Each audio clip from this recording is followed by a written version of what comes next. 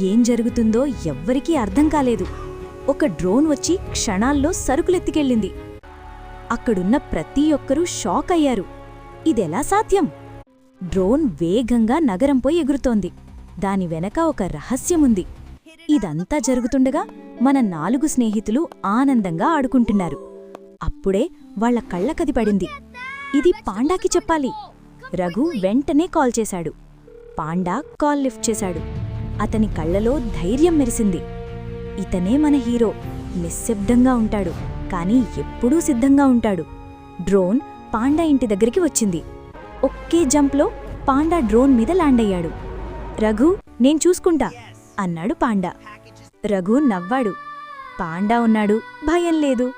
Drone పాండాను నేరుగా దొంగలగూడ దగ్గరకు తీసుకెళ్ళింది. అప్పుడే పోలీస్ ఎంట్రీ. పిల్లలతో కలిసి వచ్చాడు. దొంగలు పట్టుబడ్డారు. పాండా ఉన్నచోట నేరానికి చోటులేదు. పాండా వాళ్లకు హీరో మాత్రమే కాదు, కుటుంబం కూడా. కానీ ఇంకా పెద్ద ప్రమాదం ముందుంది.